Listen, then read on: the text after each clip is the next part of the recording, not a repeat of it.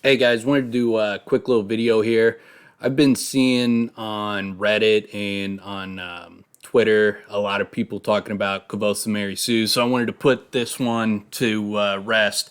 Wouldn't have made a video. We talked about it in episode 29, but some people were taking some shots on Twitter, so I wanted to fire off a few volleys of my own. So I saw someone make the comment. The wise man's fear. Name of the Wind was just interesting enough to make me think the obvious Mary Sue nature of Kvothe might have been written with some degree of self awareness, but apparently it really wasn't. I never finished it. So I had said that, the Mary Sue, I said it's the most misused term from fantasy fans. It's morphed to simply mean a character that's extraordinary. And then I said I was going to make a video on it and kind of go through my thoughts on it. And this guy, he responded, and sarcastically in quotation marks, this character who gets taught sex by a fairy then masters a secret martial art of an insular culture that's really into casual fucking is definitely not a Mary Sue. In this essay, I will. And then he took some shots at me, so I wanted to fucking fire right back at him because I think this idea is ridiculous. I think to think Kvothe's Mary Sue, I think you're just completely shifting the definition of what a Mary Sue is. To the point where it doesn't even make sense. It's a useless concept in literature, if in the way that a lot of people are using it. So to get you started, like a Mary Sue, if you just look up the typical definition for it, it's a type of character who is depicted as unrealistically lacking in flaws or weaknesses. It's typically associated with female characters, but a lot of times people will say Gary Stu and things like that, but it's typically Mary Sue, Gary Stu, whatever you want to say. It's pretty much just used as a term to describe a character without flaws or weaknesses. So, with that kind of background on it, typically what people will talk about when they call Kvothe a Mary Sue is they're referring to how quickly he picks up different skills, how accomplished he is, how extraordinary he is. So, in that respect, yes, I mean he is extraordinary. He is very talented. He's above and beyond. He's probably the most talented kid in that university, one of the most talented kids in this world. But that's not what a Mary Sue is. Hey, this is also an extremely flawed character. So I kind of want to go through and just dismantle this because to describe Kvothe as a character who is just masters everything, doesn't have any flaws, is just crushing it at everything. It's preposterous. So the first, let's start off with Kvothe in the very beginning of the story. When you're in the frame and you're seeing Kvothe as Coat, as the bartender, you're in the midst of a world that is falling apart. You have a civil war going on. You have Scrael. You have skin dancers. You have people getting killed and getting attacked on the roads. It's a very dangerous world. And so this is a world where things are clearly falling apart. And the reason that's relevant to whether Kvothe's a Mary Sue is because this is something that Kvothe says is his fault. He blames himself for this. This is not something that he puts on someone else, that he's putting all the blame on someone forced his hand. No, this is something he blames himself. And Bast, who would have been around for when whatever happened to cause the calamity that caused him to go in hiding, Bast was around during this time. And when Kvothe blames himself, Bast does not say, no, of course it's not your fault. It's this and that. No, he doesn't know what to say, because it is. It's clearly Kvothe has done something messed up in this world, and there's a very good reason why he is blaming himself. He has made massive mistakes. But beyond just, on the world, we see when Shep is the skin dancer comes into the bar and it starts attacking everybody. and it kills Shep. Kvothe tries to stop it. He tries to use sympathy to set it on fire, but he fails. He is unable to save Shep. This is not a flawless character. He's not able to do anything to protect a defense, basically a defenseless guy against the Skrael, and he just stands there while the guy gets killed, and he plays no part in stopping this guy from murdering one of his friends in the town. And then later on, we see the two just soldiers go into the bar. And when he tries to fight them, he gets his ass beat down. This is not a guy that is just, every time something comes up, he's just crushing it and he's nailing it, getting it all right and always succeeding and never failing. No, he gets beat down right in front of us. We see him do nothing to stop one of his friends from getting murdered. And so this is a guy that is clearly not flawless and clearly has some limitations. But beyond those kind of things, there's much more concrete ways we can demonstrate that he is not a Mary Sue. So for one, this is not a goody two shoes kid. He goes, when his parents get slaughtered and he goes and lives on the streets in Tarpean, this is a kid who is stealing, who lies. He's committing crimes and I mean, just straight up robbing people. I mean that you spend that whatever way you want. That is not a Mary Sue characteristic. I mean that is the trait of more of an anti-hero than a Mary Sue. He's robbing people. He's just literally stealing from them.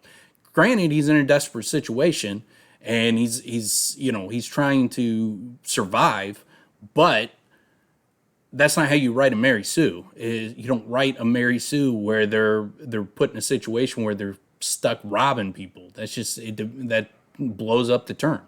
But beyond just robbing people and doing what he has to do to survive, he literally sets a kid on fire, purposely sets him on fire after he found this kid's most prized possession, finds a little doll that he likely got from his mom, who is dead, who's likely dead. He's an orphan living on the street. We're talking about Pike, and his mom gets him this gift, and he's cherishes this thing. He's got it hidden away in his cubby hole on the streets, and Kvothe finds it and destroys it.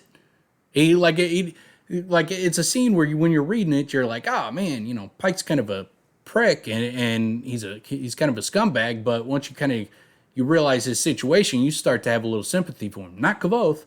Kvothe's like, found your most prized possession. Oh, now I'm gonna fucking set it on fire and destroy it.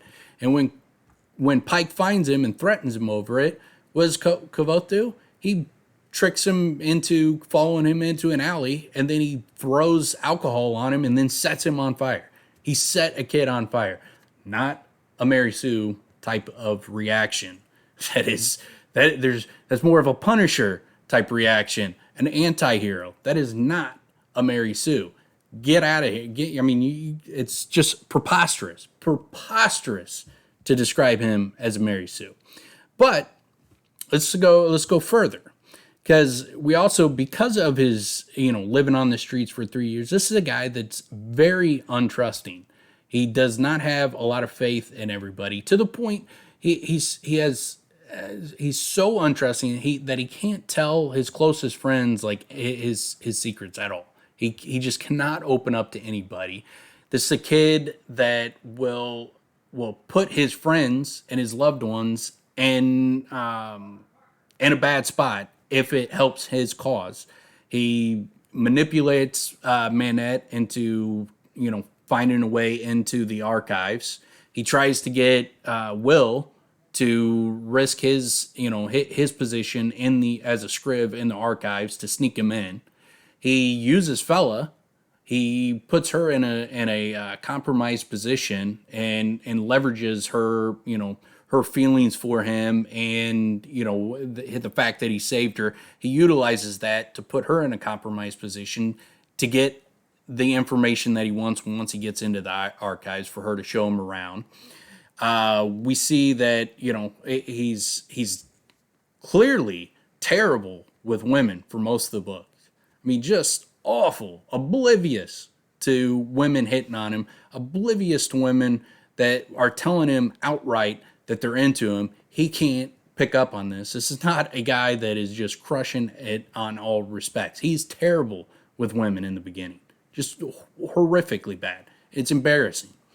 And a large part of that is this guy's self-esteem is shot. He can't even imagine why anyone would like him, why anybody would want to be with him. He thinks of himself and he has such low self-esteem for himself in the respect of why someone would want to be with him, why someone would want to be his friend. He's obviously knows he's very talented, knows he's very skilled, but he's got flaws. He's got character flaws.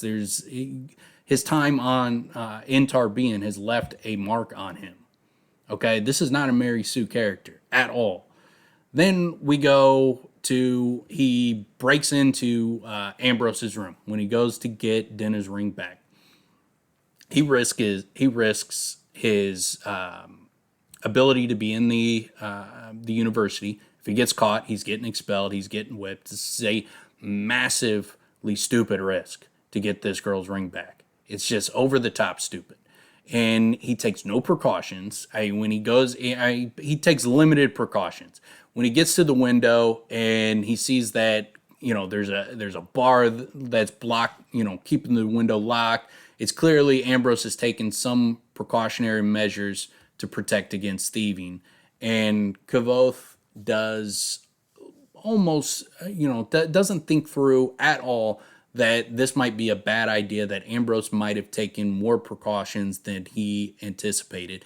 And so what happens, he ends up setting a trap for himself that almost gets him caught and kicked out of the university, and causes a huge, massive amount of headaches for him, because he has to break out of that room after he gets locked in by Ambrose's trap that he's got set for thieves. He has to break out of that. He falls off a roof straight onto his knees, banging himself up. This sets into motion, Ambrose using malfeasance against him. It's just a total clusterfuck. It's just a stupid, idiotic thing to do. Just completely idiotic. This is not a Mary Sue. He is not just crushing it at everything. And then through this stupid act that he has with breaking into Ambrose's room, he ends up thinking that it's Devi that is using malfeasance against him. Now, I blame Devi for this situation as well. She could have handled it better, but Kvothe clearly could have handled it better. He didn't need to go in there and just guns blazing and accusing her of using malfeasance against him and then immediately attacking her. Like, he made a huge blunder. And it's absurd to just go in the way he did. Granted, again, Devi could have handled the situation better too. They're both at fault. They're both hotheads. Again, character flaws. He's a hothead. He doesn't think things through a lot of times. He just reacts, and he's a very emotional character that a lot of times is not thinking through logically about what he's doing, and so just makes a massive mistake over that. And puts himself in a precarious position with Devi for a while. Then when he gets through all this thing, he ends up screwing up things so bad for himself at the university that he has to leave. The Iron Law gets called down on him, and the masters are obviously furious with him, as they got the Iron Law looking down at the university for the first time in 100 plus years.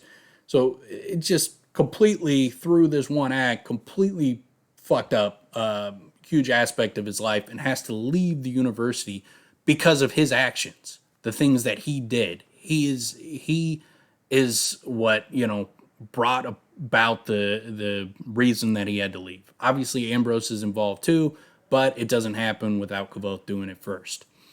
So a lot of mistakes there. But then when he does leave the university, we get our best examples of why this dude is not a Mary Sue. So one example is he goes complete psycho mode, killing a bunch of bandits. He takes a dead body and uses it like a voodoo doll to stab other guys in the eye, in the kidneys. He's slashing throats. He's slashing their weapons. I mean, he tries to call lightning down on them, whether he did or didn't. Lightning did take out these guys and kill them. He just massacred them, just straight up massacred them. Now, granted, again, this is not his fault. This is more of a defensive thing. He's trying to protect his friends in that situation.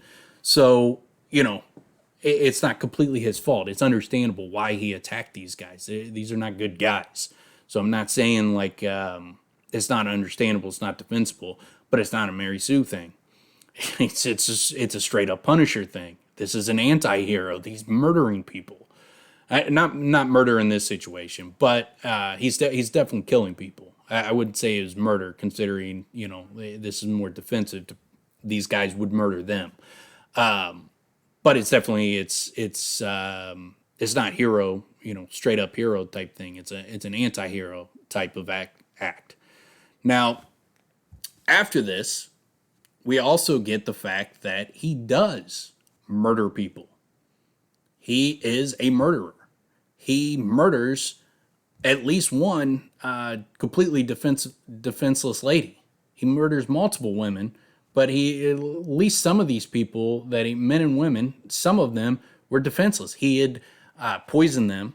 So some of them, can barely stand up. And he tracks them all down and he murders all of them. Granted, garbage people, understandable. They were raping 2 girls, or at least complicit in the rape of 2 girls. Understandable why this dude would go gangster on these people, but he is a murderer.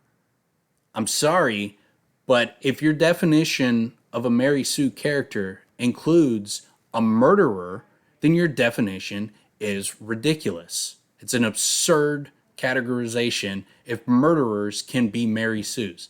No, he is closer to an anti-hero than a Mary Sue. I mean, it's not only are you wrong to call him a Mary Sue, but you're 180 degrees wrong. He's the opposite of a Mary Sue. He's more of an anti-hero than anything. Okay, now people will talk about, I think the big things, the reasons this comes up is like that guy mentioned with Florian, where he learns to have, he has sex for the first time with Florian, and that's where he learns all his moves, and that's where he gets his confidence, kind of becomes a ladies' man after that. And so there's a large segment of the King Killer fandom, or people who don't like the books. They really don't like that there's this, sex goddess in this book. Okay, I mean, that's fine if you don't like that. I particularly, I like those chapters, but if you don't, okay, different strokes, whatever. But that doesn't make you a Mary Sue because you learned something from some fairy goddess. I mean, this is a world where immortal beings exist. There's going to be people who interact with them. And what is the point of this book to have these characters if Kvothe's not going to interact with them? So, okay, whether you like it or not, it has nothing to do with whether someone's a Mary Sue or not.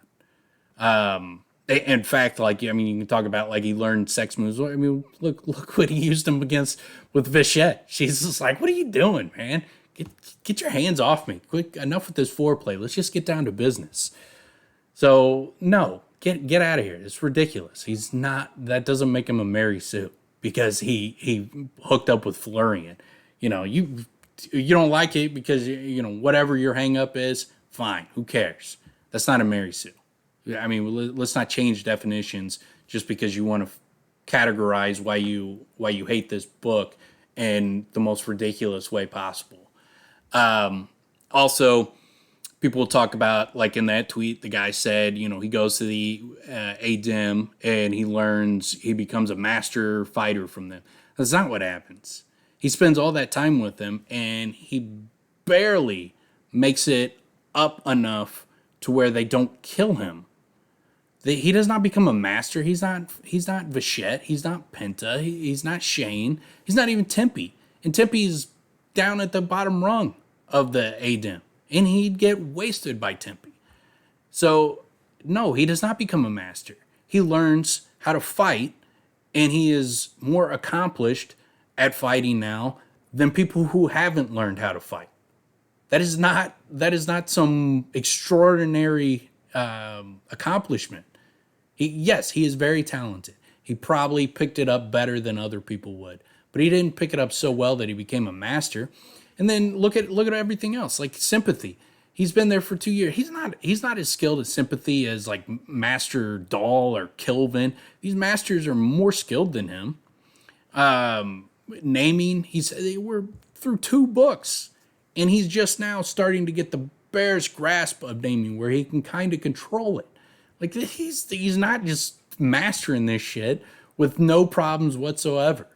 I mean, there's no way in this book, unless you're just being extremely uncharitable, there's no way to classify this dude as a Mary Sue.